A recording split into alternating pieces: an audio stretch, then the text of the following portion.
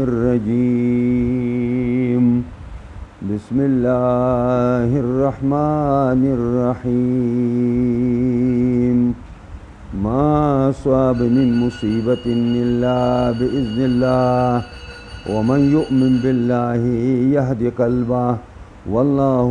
بكل شيء عليم وأطيعوا الله وأطيعوا الرسول فإن توليتم فإنما على رسولنا البلاغ المبين الله لا إله إلا هو وعلى الله فليتوكل المؤمنون يا أيها الذين آمنوا إن من أزواجكم وأولادكم عدوا لكم فاحذروهم وإن تعفوا وتصفحوا وتغفروا فإن الله غفور رحيم إنما أموالكم وأولادكم فتنة والله عنده أجر عظيم فاتقوا الله ما استطعتم واسمعوا وأطيعوا وأنفقوا خيرا لأنفسكم ومن يوق شح نفسه فأولئك هم المفلحون وإن تقرضوا الله قرضا حسنا يضاعفه لكم ويغفر لكم والله شكور حليم عالم الغيب والشهادة العزيز الحكيم صدق الله العظيم د سورہ تغابن آخری حصہ دا اللہ فرمائی ما اصاب من مصیبت الا باذن اللہ آغا چی رسیگی دس مصیبتنا یا نہ رسیگی س مصیبت الا باذن اللہ مگر دا به د الله په اډر او د الله په قضا او د الله په قدر سره وي دا څه چې په دې کائناتو کې کېږي که هغه د انعاماتو په شکل وي او که هغه د مصیبتونو په شکل باندې څه چې په دې کون او په وجود کې کېږي نو هیڅ یو مصیبت هیڅ یو غم هیڅ یو ابتلا و امتحان دا نشي رسیدلی یو مخلوق ته الا باذن الله مگر د الله په اډر سره د الله په تقدیر سره او د الله په قضا سره نو دا چې مؤمن پوه شي په دې خبره باندې چې ما ته کم غم راغلی یا مصیبت راغلی یا بیماری راغلی یا تکلیف راغلی یا فقر و فاقه راغلی او دا د الله د طرف نه نو د هغه زړه کې سکون او آرام راشي چې بھائی دا خدا زما د رب فیصله ده دا خو زما د رب د فیصلې نه اخوا دې خوا چې کوم دی یو ذره قدر هم څه کار نشي کېدلی او بیا الله فرمایل ومن یؤمن بالله یهد قلبه څوک چې ایمان راوړي په الله باندې یعنی د الله په ذات یقین وکړي چې الله یو دی الله شته او الله یو دی شریکان نه لري دغه الله رازق دی دغه مالک دی دغه خالق دی دغه کارساز دی دغه حاجت روا دی دغه قانون ساز دی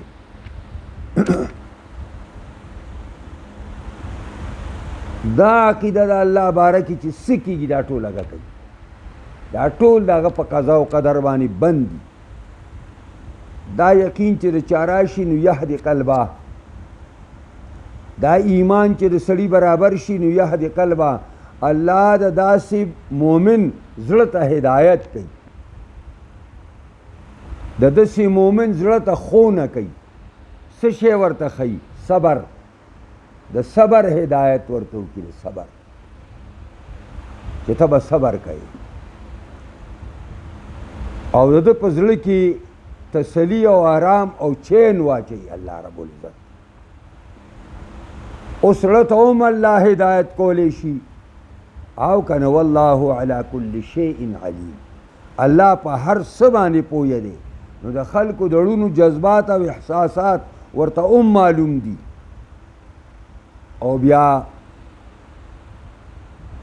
عبداللہ زوی عباس د یهدی قلب دا معنا کوي چې الله د زړه ته هدایت کوي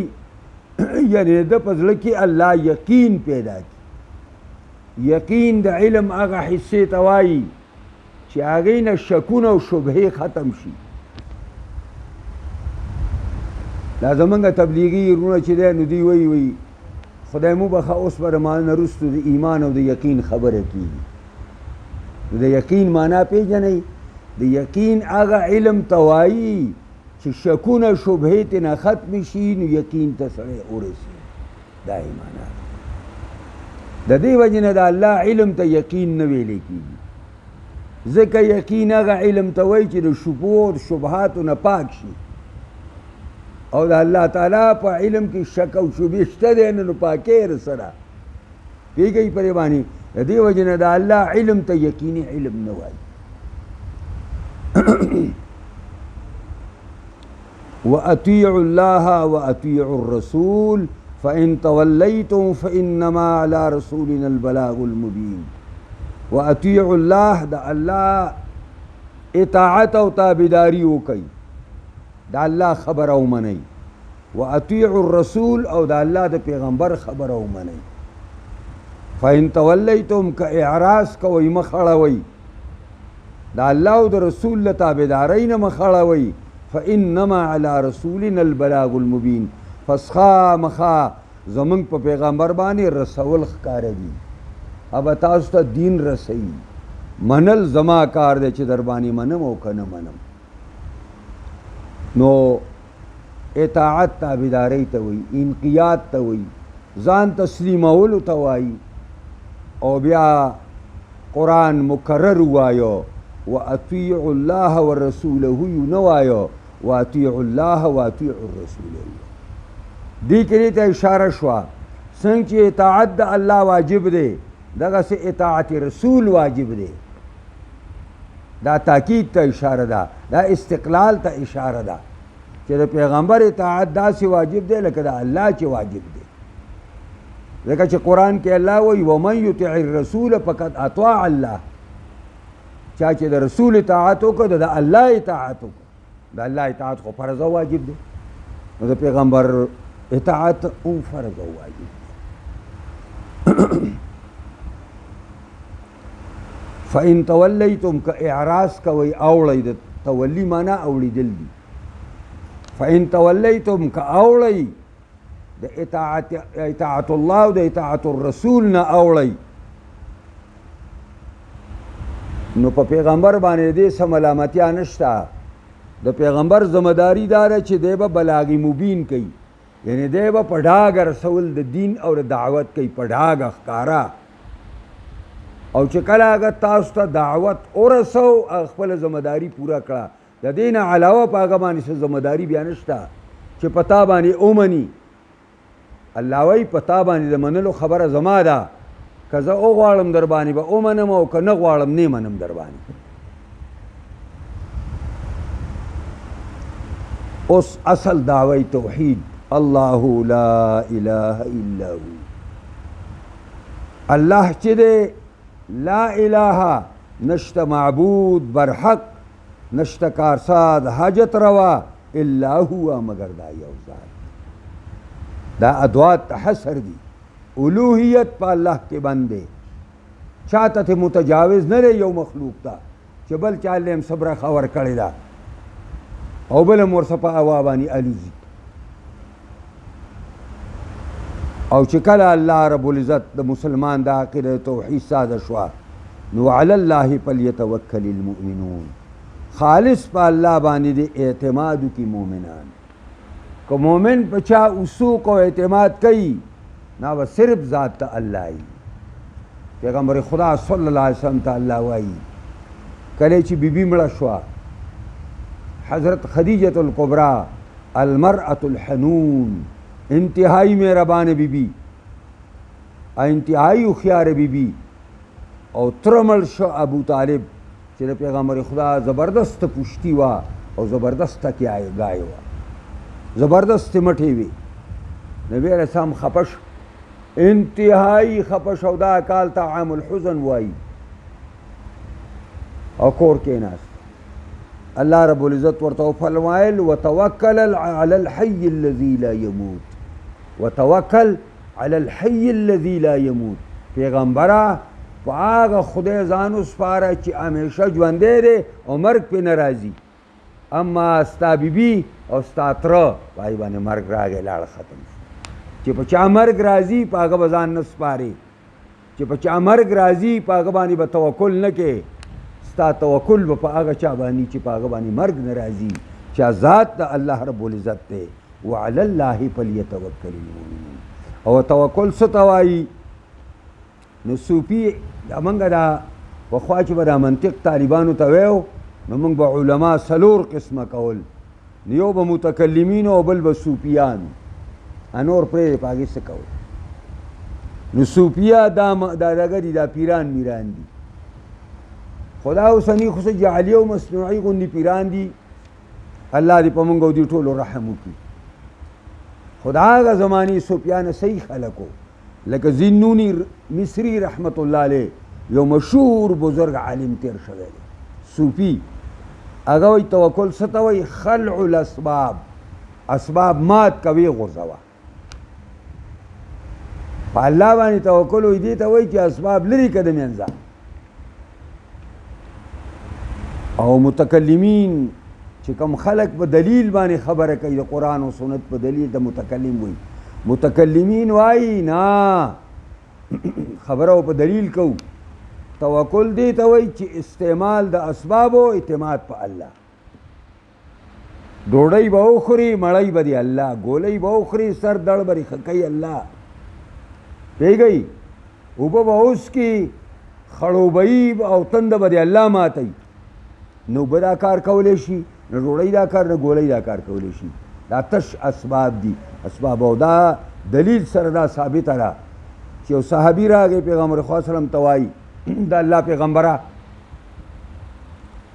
اوخو بار چې راشم د جومات نه پرېږدم په الله توکل وکړم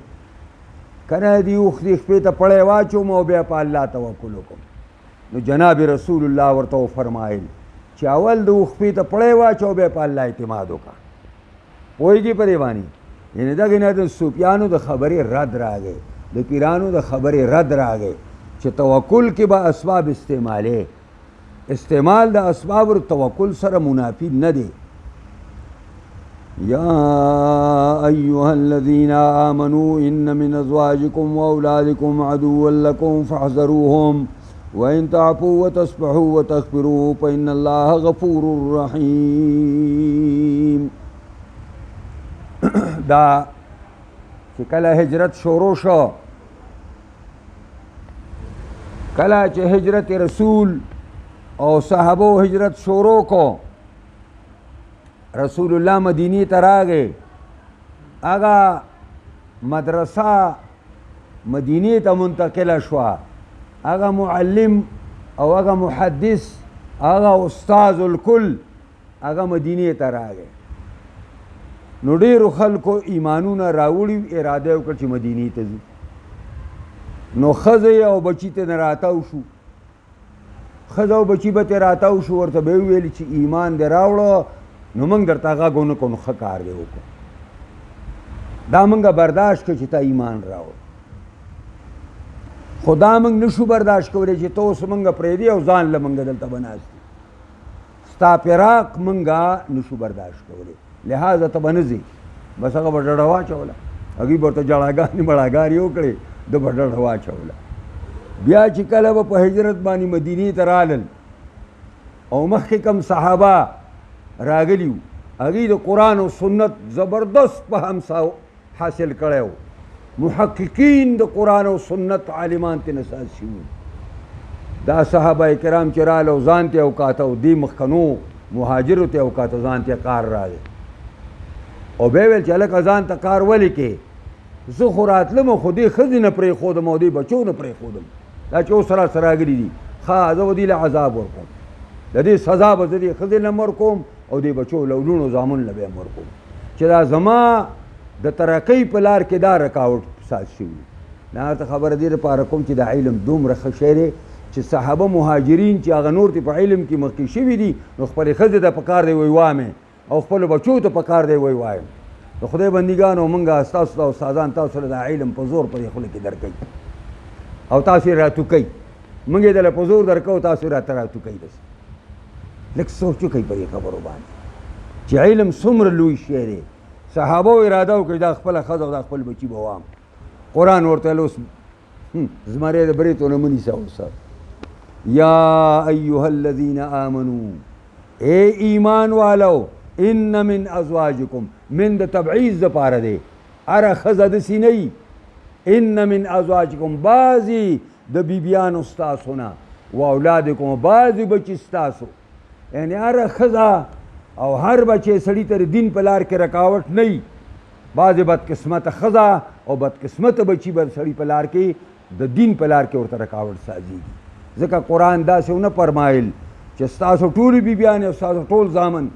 نه ان من ازواجکم و اولادکم عدوا لکم یقینا بعضې د بیبیانو ستاسو نه او بعضې د اولاد د بچو ستاسو نه اولاد د ولد جمع را لږ ته مو یو جینۍ ته مو وایي عدوا لکم دا ستاسو دشمنان دي یعنی د دین په لار کې او د علم په لار کې تاسو ته رکاوټ سازېږي فاحذروهم ویریږئ د دوی نه د دې ښځې نه ویریږه د دې زوی او لور نه ویریږه ګورې دا ستا دشمنان دي د آخرت په لحاظ سره د دین په لار کې تا ته رکاوټونه سازېږي دا ستا په دین کې دشمنان دا شک نشته پرې کې اوس تاسو چې رستو رالی او هغه وخت هم د دوی خبره منلې ده او علم په مرتبه د علم په مرتبه کې د متقدمینو صحابه او مهاجرین نه رستو پاتې یی نو اوس به وهل نه کوئ وان تعفو که عفه کوئ لاندې د قرآن ته ګورئ داسې دی که نه دی وان تعفو که عفه کوئ وتصفحو درګذر کوئ مخ اړوئ ته وتغفروا و بخشش ورته کوئ نو فإن الله غفور رحیم تاسو نه هم داسې ډېر خطاګانې کېږي او ګناهونه درنه کېږي لیکن الله غفور هم دی او رحیم هم دی نو ستاسو توبې قبلوي چې کله ته په اخلاص توبه وباسې د ډېرو ګناهونو نه وروستو الله دې معاف کوي نو ته ولې د الله بنده نه معاف کوې تخلقوا باخلاق الله دا د حدیث یو حصه ده ځان کې د الله خوی نه پیدا کوي د الله خوی دا دی چې سره د طاقت نه او د علم نه او د قدرت نه هغه ګناهګاران معاف کوي تاسو هم دا ګناهګاره ښځه او ګناهګار زامن او لونه معاف کوي انما اموالکم و اولادکم فتنه خامخا ستاسو مالونه او ستاسو بچي دا امتحان او ازمایش دی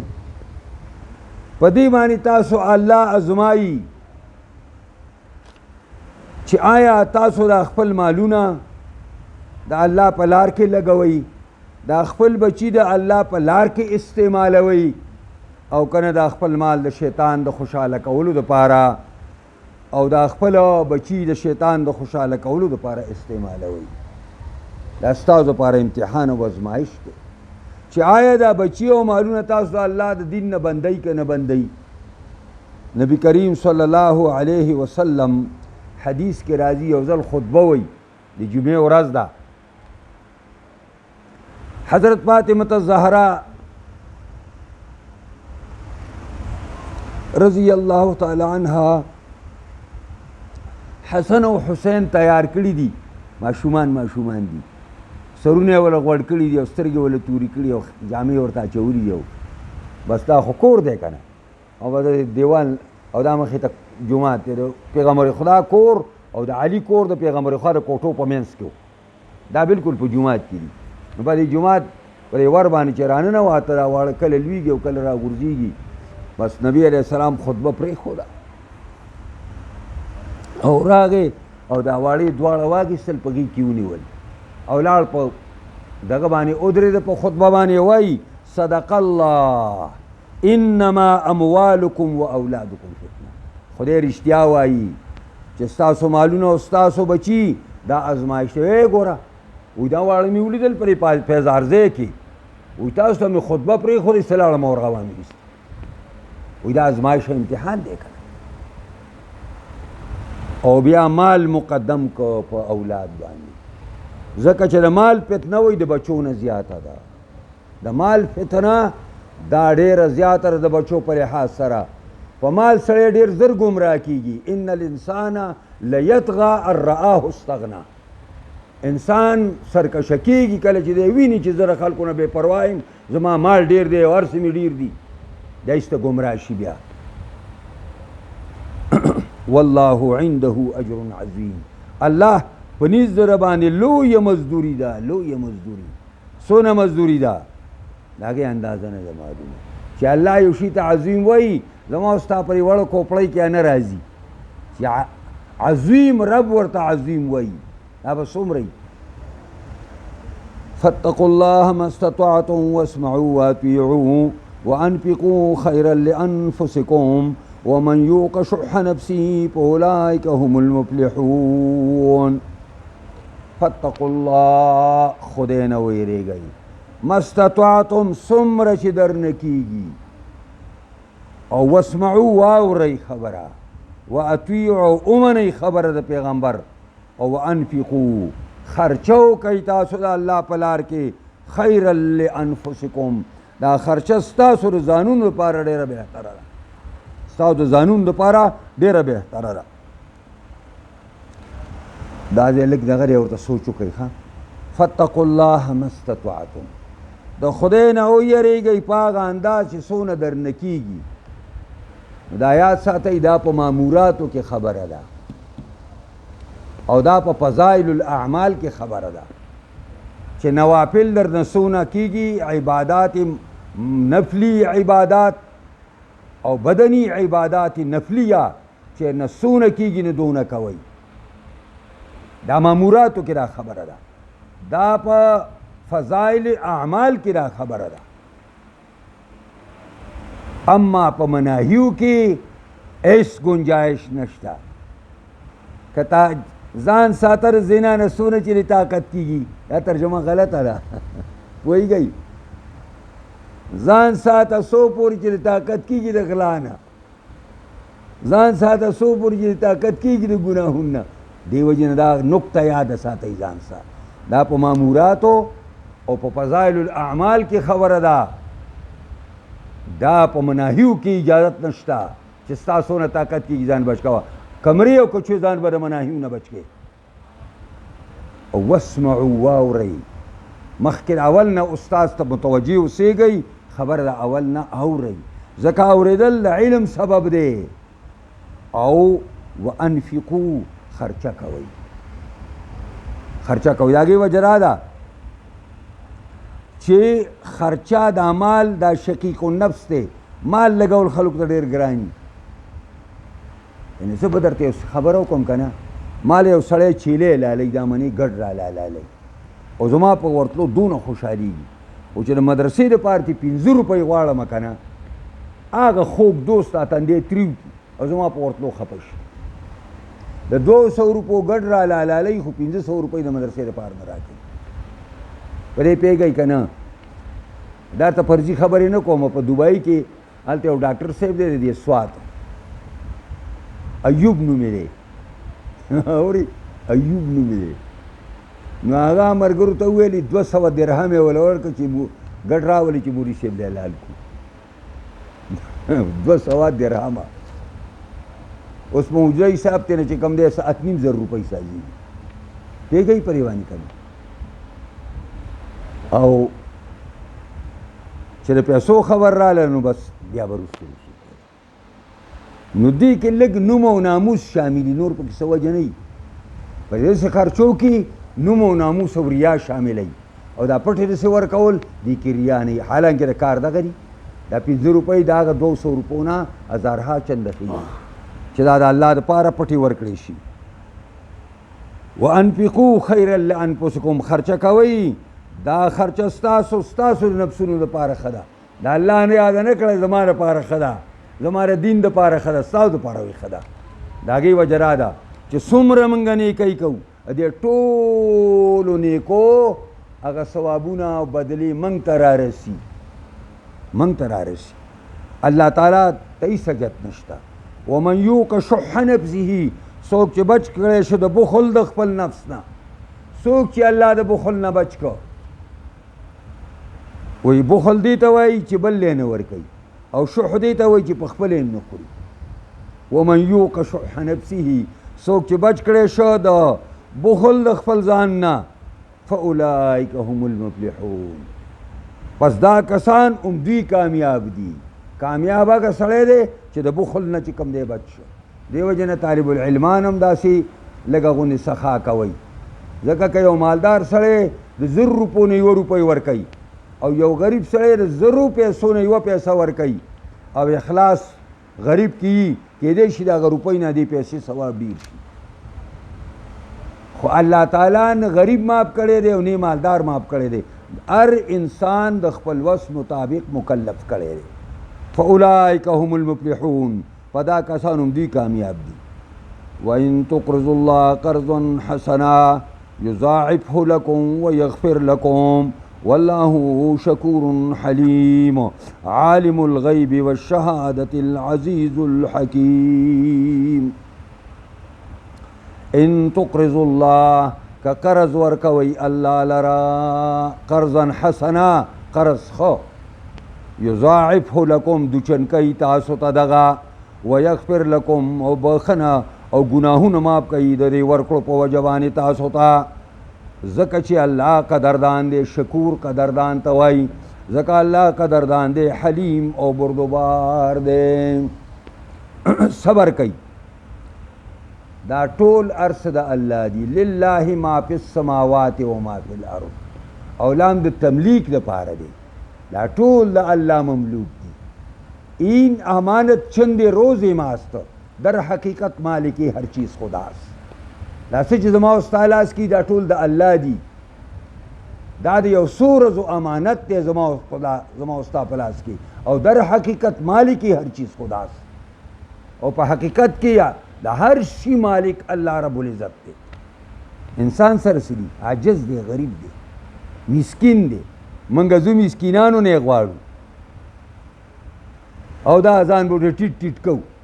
او دا غټه ګوته به رانیسو چېرته خضر علیه السلام نه راغلی لکه دا استاد سړی خضر کوم ځای کړی ان تقرض الله که قرض الله ته ورکوئ قرض دې ته وایي چې سړی ورکوي بیا یې واپس هلي که قرض ورکوئ الله لري په دې نیت یې راکوئ چې زه دله بدله در کوم نو در کوم او قرض حسن دې ته وایي چې تنګول پکې نه قرض حسن دې ته وایي چې باطل پکې نه ماړه ما در څه په یو موقع کې دونه قرض کړی اوس دې ځان دغه پوخ احساس کړی دی نو په یضاعفه لکم الله دوچندی دی لره څومره دوچندی نو نور ډېرې خبرې نه کوم په حدیث کې راځي چې دا صدقه اول چې دا مالک راوالی او د فقیر په لاس کې ږدي دا مخکې د رحمان په لاس کې پرېوځي ته چې دا روپۍ د فقیر په لاس کې ږدي نو دا ړومبۍ د الله مهربان په لاس کې پرېوځي او بیا حدیث کې راځي پیغمبر خدا وایي د دغې الله د دغې پیسو د دغې روپۍ او د دغې ذرې داسې تربیت الله شروع کی لکه تاسو چې د خپل اسپي د بچي تربیت کوئ او دغه پوټي نه د احد غر ساز شي پوهېږئ که نه په دې خبره باندې دغه ځکه یادو چې د مدینې مشهور غر دی او دارالاسلام په هغه زمانه کې مدینه وه ټول هر څه مدینې ته راټول شوي وو نو ځکه وایي یضاعفه لکم دوچنکی تاسو ته یو په 100 او زیاتی چاته چې د الله خوښه شي ویغفر لکم او بخشم کوي د ورکړو په عوض کې الله ګناهونه هم بنده ته معاف کوي ګناهونه د صدقاتو په نتیجه کې ځکه چې الصدقه ترد البلا ده حدیث دی الصدقه ترد البلا صدقې د سړي نه مصیبتونه لرې کوي ځکه چې په صدقه باندې الله خوشحاله شي ګناهونه معاف شي او موږ باندې دا بلاګانې د ګناهونو د وجې نه راځي والله شکور الله قدردان دی شکور هغه چاته وایي چې لږ په لږ نعمت باندې لږ نعمت هم قبلوي لږ شی هم قبلوي او په هغې بدل غټ ورکوي نو الله شکور دی معمولی عمل د بنده چې په اخلاص یې قبلوي او لویه بدله پې ورکوي او حلیم بردبار دی د بردبار معنا دا ده چې که یو سړی د الله خلاف ورزي کوي نو الله یې 60 زر نه ماتوي